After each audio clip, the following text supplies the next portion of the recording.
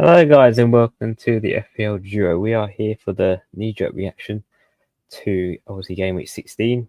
We've just seen obviously Chelsea and the Brentford game alongside Southampton and Spurs, and also here to look at our teams for game week 17, and how they look like in the next game week. So obviously guys, before we get into this video, make sure you give the video a like, subscribe for more, and leave a comment down below if you wish. So yeah, this week has been a bit shocking, surprising results, quite results we didn't expect, especially for the Manchester derby. And as you may notice, Huss isn't with us at the current moment, but he will join the stream shortly to discuss what's happened in game week 16. But let's start with obviously how the team looks in terms of my squad for game week 16 so far. So all my 11 are played as of tonight, and let's kick it off with goalkeeper Hermansen. So he only gets 2 points. He didn't come back in the second half of his game against Newcastle in that 4-0 loss, so he was substituted off for a groin injury in the middle of the game, so he could not continue with the rest of the game. He did make 4 saves though, which gave him a point from making at least 3, but no clean sheet for him as Newcastle did score 4 against Leicester. Moving on to the defence, again, quite a disappointing yet interesting way of how the points are allocated here. So let's start off with Virgil van Dijk. He was one of the players I brought in, part of my -4, and yeah, that did not pay off at all. If you guys didn't catch that game, I think near the 17th minute, Robertson managed to get a red card and got sent off, alongside Fulham scoring, getting ahead of Liverpool 1-0. And on top of that, obviously, the clean sheet was wiped for Liverpool early on in that game, which maybe somewhat you saw coming, but I didn't expect the result, obviously, because of the Robertson red card. It did affect the game's performance overall, because I think with 11 men, Liverpool would have won that and got the 3 points, but they did end up drawing, which I think is a good result considering they went with 10 men for pretty much the whole game almost, and managed to get a draw out of that Fulham game. But yeah, only 1 point for Van Dijk.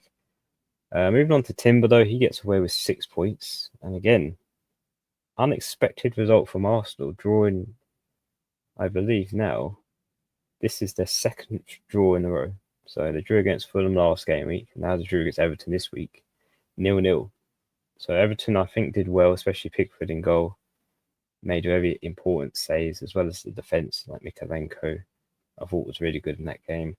They held off Arsenal to a 0-0 draw, and that rewards Timber with 6 points for the clean sheet. So I'm quite happy with that. He was my -4, or part of the -4 transfer in.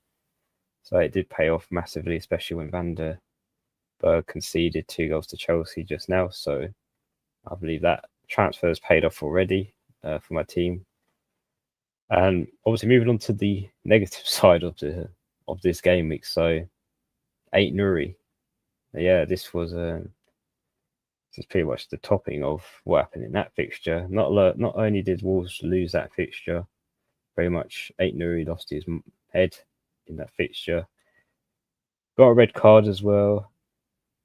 And to top it off, that ends him on -2 points because of that. And also the Wolves manager, as we heard earlier on, Gary O'Neill was sacked as well after that fixture. So not a good time for Ait-Nouri owners like ourselves, and obviously for Wolves in general. Very poor performance, and yeah, a -2 for Ait-Nouri isn't a good sign in our teams. Moving on to the midfield 4. So we got Palmer on 2 points. Yeah, I was shocked at that result, but Chelsea managed to get the result 2-1. That's a big win for them. It closes the gap between Chelsea and Liverpool in that top 2, as well as the other result where we saw from Manchester derby, we saw Man City lose again and that has further put them back in the title race. And it seems like Chelsea and Liverpool are the only ones currently in it at the moment, as it looks like on the table. Chelsea are closing out behind Liverpool, who do have a game ahead. But in that fixture, Palmer did blank.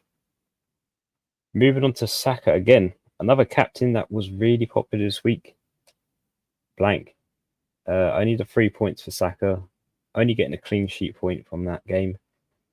And yeah, a very interesting result from Arsenal, as we spoke about, not being able to equalise in that Everton game, getting the goal. Even though there was a couple of opportunities from a lot of those Arsenal players to score. Moving on to Brennan Johnson, and yeah, I think fantasy football has something against me in terms of my players, but yeah, Johnson was benched annoyingly in that win over Southampton, where Tottenham scored 5 goals in the first half of the game. And Ben Johnson came on second half, played 45 minutes. The only thing he managed to get was a yellow card, so he ends up on 0 points, which pretty much sums up how my game week has gone so far. I feel a bit unlucky with some of the choices I've made in terms of my players and how obviously that's ended up being. And finally, moving on to the last player in the midfield to complete it is Salah, who I did captain. And yeah, that in terms of captaincies, Salah did score the most out of Palmer and Saka, which somehow that's I guess a good thing. If you can take away an assist from that game that Salah managed to get, considering Liverpool were down to 10 men. But yeah, he did get 10 points for that fixture. No bonus points, of course, from him, which is usually a thing when he does manage to get an assist or a goal. But yeah, only an assist from Salah this week. Maybe the captain curse has worked its magic again when I've chosen Salah as the captain. Moving on to the front three forwards. So we got João Pedro on 2 points. And I have to say, as much as João Pedro is a great player, you did have a few opportunities, to be fair, in that Crystal Palace game. It's just a very shocking result. Crystal Palace won 3-1 that fixture. But in terms of goal involvement, there was. I mean, that's the 4th blank, I think. Well, apart from the assist in game week 14 from João Pedro, but he hasn't scored since game week 12.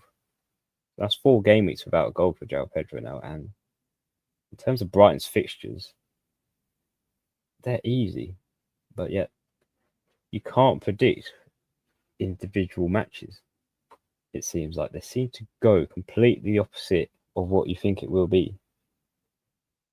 So yeah, another disappointing result in terms of the Brighton assets there for João Pedro.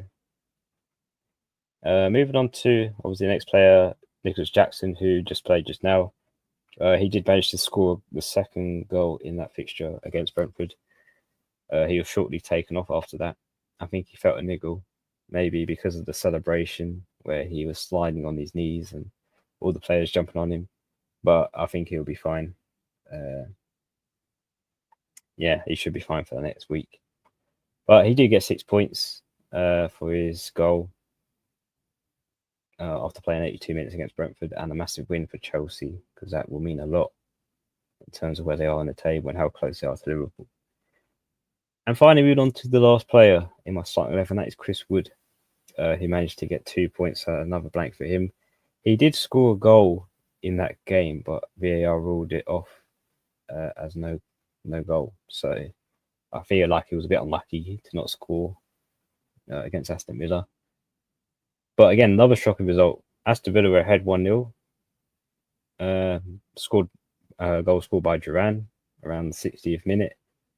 And then late in that game, obviously Nottingham Forest scored 2 and nicked the win off for Aston Villa, which I suppose Aston Villa have been really poor in a couple of game weeks we've seen, and throwing away a lead like that, again, costly for them in the team. But yeah, that is pretty much the starting 11. In terms of the bench, it's pretty much Vise and Keane have lost their place, it seems like, in their team, as they did not play any minutes whatsoever. And Matoma was the only player that started in my bench who only got 2 points. He did have a couple of opportunities to score, which I'm glad he didn't, because I obviously didn't start him in my starting 11. And Vardy Marston's obviously the sub goalkeeper for Brentford, as you know. But in terms of this week, it's been very shocking in terms of my game week. I can't believe it can get worse than what I've had previously.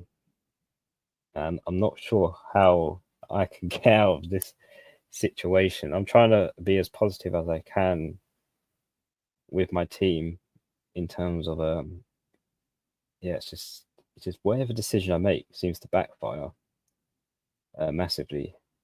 But that's 29 points. But I did take a -4, which finishes me on 25. So that's 25 points for this week. And a massive red arrow. I think I was on 3.8 million. I'm now dropped down to 4.6. Obviously, that might update differently tomorrow, but that's the rank I had just before the stream has started. So that could have changed. But I imagine it will get bigger because West Ham and Bournemouth still have to play tomorrow in the Monday night fixture. So yeah, it could be a bigger red arrow than what it is at the moment for my team. It's not looking good. I'm in a massive hole in terms of my rank, and I'm not sure how to get out of it. But yeah, in terms of captaincy, I can't get one right for any week. It seems to just backfire whoever I go for in terms of a captain pick. But yeah, that is my team in terms of how Gameweek 16 went for me. Now, unfortunately, Huss is unable to make it to the stream. He's just updated me, so I will take the rest of this Kneejerk reaction and discuss on his behalf how his team went. But before we move on to Huss's team and how it did, let's just take a few of your comments in the chat. So first of all, we've got Roman. He's got 50 points for him with Bowen to play bench Lewis Hall.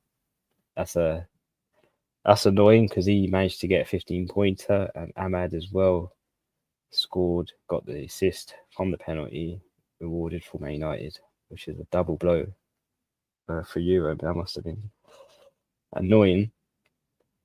And Ain't Nuri to top it off for the -2. And he's already been sold for Robertson. Yeah, that's fair enough, Roman. I understand the frustration of owning Ain't Nuri or Robertson this week. Michael says, I had to sell Rodgers to upgrade Cunha to Isaac before the rise. Any thoughts? Well, it's a good move, in my opinion. Isaac did score one of the goals in that Leicester fixture, and Rodgers did blank this week as well, so that kind of worked in your favour to upgrade Cunha to Isaac, even though Cunha did get 9-pointer too. But yeah, you're going to have to, it's a hard to juggle kind of thing. There's so many forwards performing well, and to pick your team, it's just picking the right ones to take out and the ones to bring in at the right time. But I don't hate the move. I think Isaac long term is a good long term asset to look forward to in the future. Hopefully, he can keep the form going. Another comment from Roman. Joe Pedro and Verbruggen are on the forward watch, and Cunha possibly getting a ban. It's looking rough. Yeah, it is looking rough. I mean, ever since I bought Joe Pedro in, I've regretted it because every time I bring him in, he always blanks, no matter what. No matter how long I have Joe Pedro in my team, he will just not get me a goal. And he still hasn't gotten me a goal this season. I've brought him in twice, just before a double haul. Well, just after he's had a double haul. And I think, yeah, this is the right time to bring Joe Pedro in. Brighton have nice fixtures.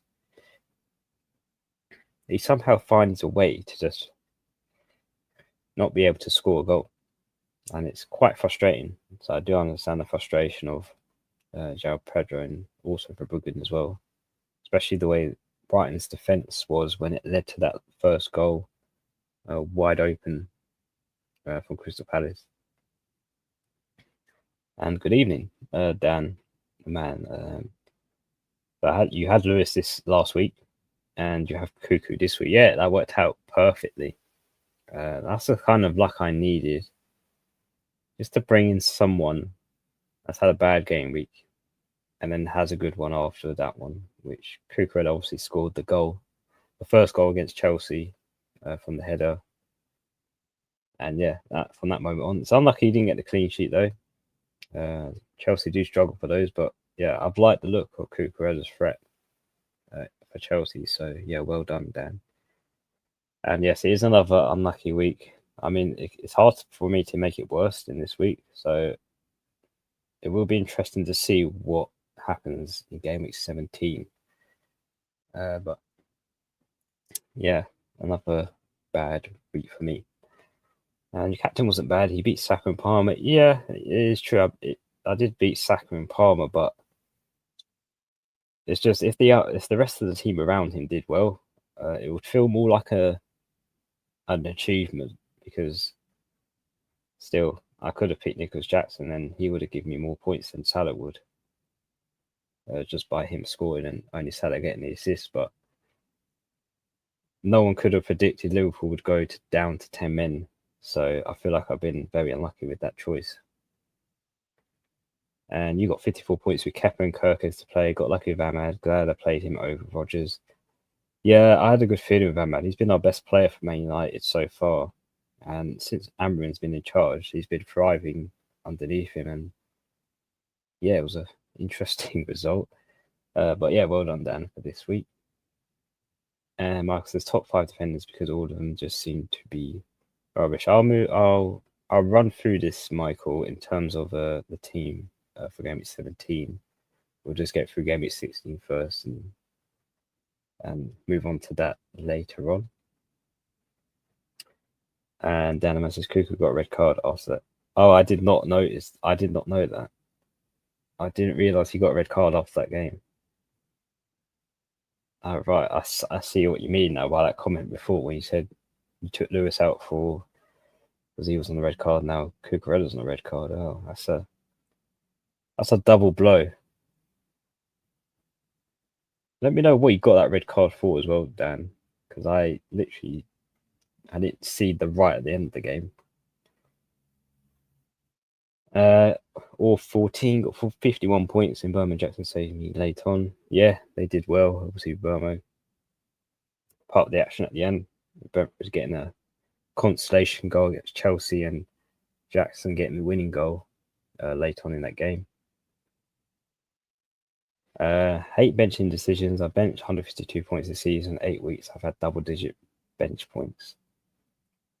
Yeah, that's the only thing. Like, your bench will get points, but you've been unlucky to have that many points on your bench, Dan.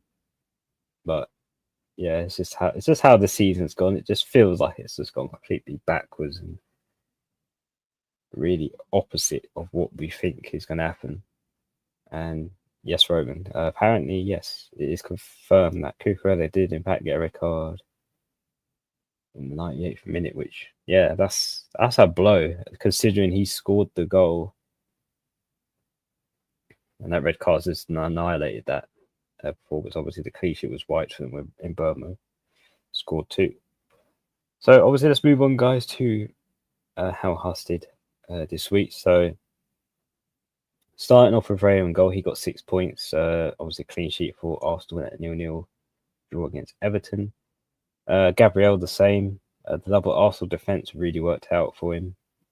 Gabriel also got a bonus 3 for his outstanding work in defence too. Trent, who he brought in, only getting the 1 point due to Fulham scoring the goal. And obviously, Trent getting the yellow card, I believe, is 2. 8 Nuri, as we spoke about, got the -2 points for the red card. And obviously conceding to Ipswich. And moving on to the midfield 4. So Saka ends on 3 points. We spoke about him in terms of his blank against Everton. good. I'll say good performance against Everton, if I'm honest, because they did hold back. They did hold back Everton really well. Enzo, he gets 6 points for his assist, in one of the goals, which he was the second transfer in for us, which paid off already with the assist. Now, just a correction, guys. Palmer is not on 6 points. He is on 4.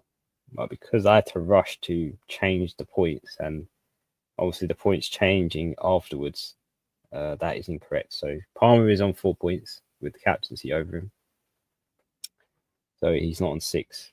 So that's just to obviously answer this question as well. He's on 4 points, Palmer, captain. Salah obviously getting 5 for the assist in that draw against Fulham. And he was the vice captain pick. Up front, we've got Nicholas Jackson with 6 points for his late goal. His late goal against Brentford. So, yeah, that paid off just about. Cunha, he also scores as well in that Ipswich game, and he getting the only goal in that fixture. And he got the 9 points, which, yeah, he got the bonus 3 in that game. Considering that they lost, Cunha still got the bonus 3, which is interesting. Moving on to obviously the last player, Pedro Porro, who was disappointing again this week against Crystal Palace, losing 3-1 Brighton. And yeah, only getting the 2 points yet again. Another blank for him, and it's not looking good for João Pedro at the moment. Hopefully he does manage to get something from the next few game weeks. On the bench, he's got Peryansky that plays Monday against Bournemouth. Rodgers blanked, 2 points. Mikolenko surprisingly got a 7-pointer. He got the bonus 1 point against Arsenal, so obviously he got the clean sheet there. And Lewis got 0 because obviously he was suspended for that Man United derby. So in terms of his week, he currently is, I believe he's on the green arrow still.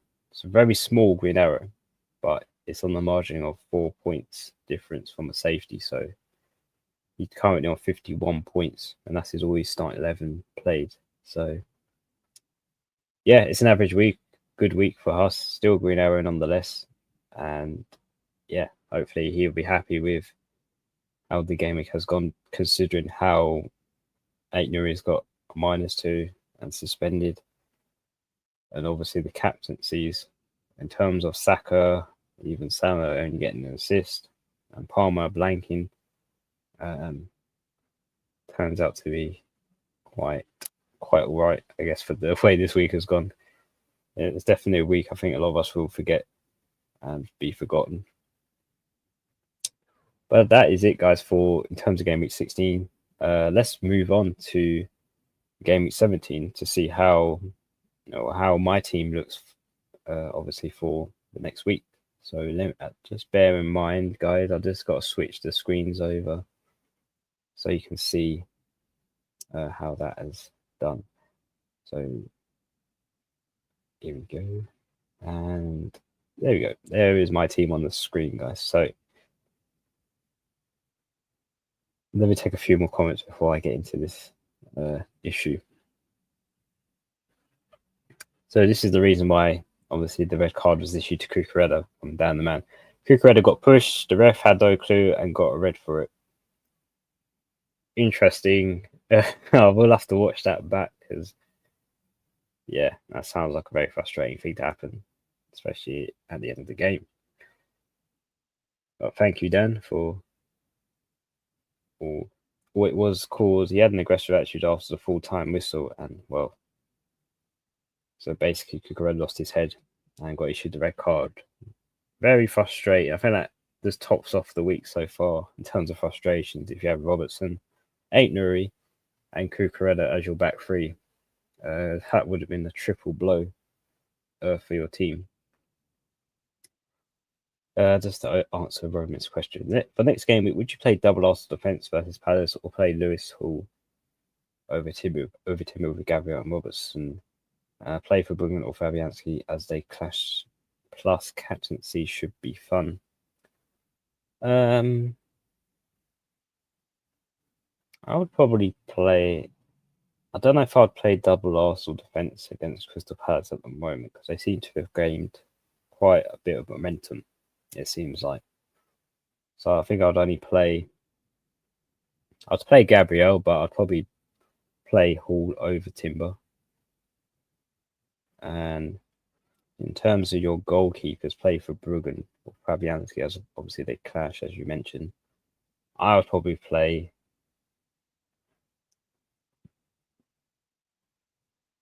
I'd probably play Fabianski because it is a home fixture for them, and to be honest, I'm not sure what to make of Brighton. It just seems to be an up and down sort of thing for them in terms of form.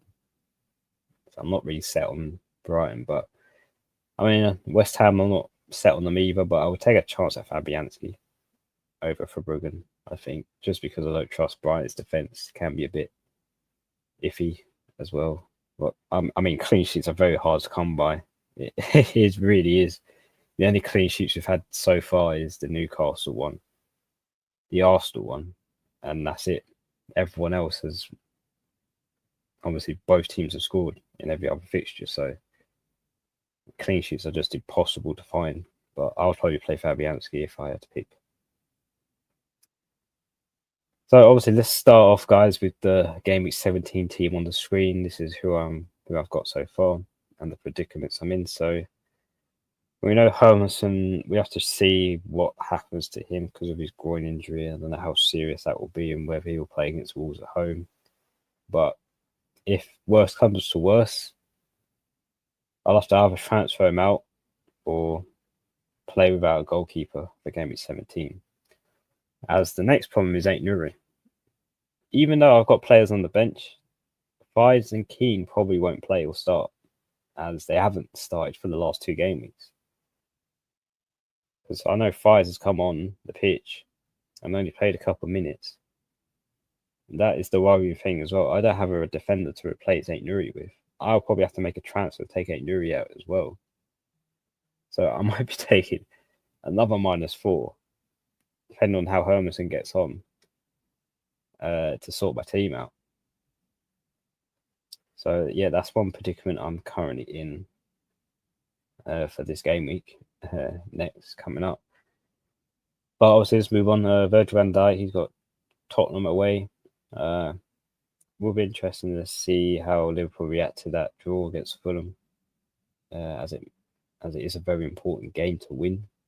Now that Chelsea are closing the gap, but they do have a game at hand, Liverpool, due to that suspended one against Everton in the last week. But it will be an interesting game to watch, I think, away from Anfield. Moving on, you've got Timber. He's got Crystal Palace away. Now, as considering Crystal Palace won 3-1 against Brighton, it's a bit unsure on Arsenal at the moment. If what can happen in that game, because it is a away fixture. It's going to be tough for Arsenal. I don't really see a clean sheet for them, especially the way Crystal Palace are bouncing back. Now they look a bit more dangerous on the ball than they did at the start of the season. So that's another big game. Between Arsenal and Liverpool, it's a big game for both of these sides. It will be an interesting one to watch. Obviously, we spoke about Aït-Nouri. He won't be playing against Leicester away due to his red card. So, yeah, we'll have to deal with that when the time comes. But moving on to the midfield, where it's more structured, it's Palmer's got Everton away. Again, that's not going to be easy for Chelsea. I mean, Arsenal will manage to be stopped by Everton. And now Chelsea have got to somehow find a way past Everton now. But with the current form Chelsea are on, I think they could just about do it. But again, interesting what we do in terms of captaincies this week. Because if we move on to Saka, he's got Crystal Palace away. Now it becomes, there is a lot of away fixtures for these, obviously, who we captain. It's not going to be that enticing to obviously captain Saka after the 0-0 draw against Everton. And that's another thing. Ever since I brought Saka in my team, he has blanked for the past 3 game weeks and has only accumulated 8 points since he had his double against West Ham in game week 13. So he's an interesting figure. Do you captain or not against Crystal Palace away? Or if that's a player you're willing to go to, considering Arsenal's form is not quite there yet. But moving on to Matoma, who has West Ham away. I felt he was a bit unlucky to not score today. He did have a couple of chances, but goalkeeper did save it, or get an assist either. So again, another player I brought in. Ever since he has returned, he has blanked. Seems to be a very unusual pattern of just unfortunate form on players like him. But West Ham away, I'm not sure what to make of that fixture, but I'm hoping Matoma does get something for me, since I've had nothing from him since I brought him in for 3 game weeks now. And the current captaincy is over Salah, who has Tottenham away. I am still not set on Spurs' defence, even though they managed to keep a clean sheet against Southampton, which, no disrespect to Southampton, it's not the hardest thing to do to keep a clean sheet against. They have conceded so many goals this season and have looked utterly disconnected from each other in that. So I'm not surprised Spurs need to keep a clean sheet against them, but I don't see one against Liverpool. Even though it's a home fixture, it's going to be tough. I'm hoping there's going to be lots of goals involved, but it is looking like Salah is going to be my captain again. I'm not taking it off of him. For me, it's still my captain Salah. I think Liverpool were a bit unlucky that Robertson obviously got that red card against Fulham. I think Salah would have got much more than an assist for game week 16, but yeah, he's looking like my captain for this week. Moving on to the forward 3, we've got João Pedro, who has West Ham away. Nicholas Jackson has Everton away, and Chris Wood has Brentford away.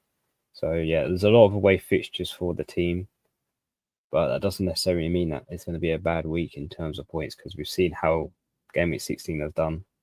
A lot of people, or pretty much everyone in my team, had a home fixture apart from my goalkeeper and Brendan Johnson, and yet it was a very poor game week for players at home who didn't get involved as much as we thought they would. But on the team bench, there is obviously a change. I put Brendan Johnson on the bench because he has Liverpool at home, and I'm not sure whether he'll start or not. He probably will start, knowing Postecoglou, because he always puts him in tougher fixtures and doesn't play him for nice, easy ones like that Southampton one, which is again frustrating. And Johnson's always benched in the easy fixture that Spurs have, because I feel like he should have got involved in that 5-0 win, but only managed to get a yellow card in that fixture, which adds to it. But we have to see what happens and how Liverpool respond as well back at Spurs. And also for Fires and Keane, I mentioned they've both lost their place in the starting 11 for their teams. So that's put me in even more of a pickle, because that leads to obviously Aït-Nouri being transferred out, because I don't have a replacement defender who will start in my team, I believe. So yeah, in terms of transfer plans, I will have to think about it, because I might be going without a goalkeeper or a defender, which means I'll be playing with 10 men. Possibly. Unless I take another -4 if Hermansen is ruled out for that Wolves game. Yeah, but we have to see. We have to reevaluate the situation later down this week, or obviously next week, and see what happens. But obviously moving on to the comments, see what said. Dan says, how was KDB? How was KDB's an assist? Well, when he was crossing it in, obviously it did have a slight deflection, and then obviously Guardiola headed it in. So we have seen obviously assists given when the player from the opposition team does, obviously if it deflects or if the other player touches it from the opposition team, it still counts as an assist if it's directly scored after the opposition player has or been in contact with it. So I believe that's how KDB managed to get that assist. Because I can't remember what Man United player it deflected off of, if it was Delo. But There was a minor deflection from Dalot's foot, which guided it towards the box more directly. And then obviously Guardiola headed it in without any resistance really from Man United. As with any corner or set piece, they are terrible at defending, which we saw against Arsenal and now Man City. So yeah, I think that's how KDB got his assist from that action down. If that clears things more up for that question. Roman Jarvis says, even after Wolves, Leicester play, I think Liverpool and City, so it could be a good excuse for a new goalkeeper for you. Yeah, I mean, I haven't been impressed with Hermanson since I bought him in my wild card. He hasn't really given me much apart from maybe one clean sheet and a lot of save points. But yeah, it's been very disappointing. I thought with the nice fixtures Leicester had in that spell, when I bought him in, there would be more clean sheets. But yeah, defensively, not been great, which I guess was a bad choice on my part for picking a newly promoted team goalkeeper. But that was me trying to be different and go different to see if I could manage to clinch some points from obviously owning Hermanson. But yeah, that's massively backfired now from his groin injury he sustained. But I think in the next wild card, this team will be completely changed because I'm definitely not happy with it. Every time I change it, I feel like that's fine, and then suddenly something happens. It's completely backfired, and the team just looks awful again. So yeah, you'll see a massive change in that back three and the goalkeeper, I think, when that second wildcard comes in, because I can't wait to activate it indefinitely. But it is a frustrating game week overall. I think every time I say it's going to be a good game week, it sort of doesn't become that.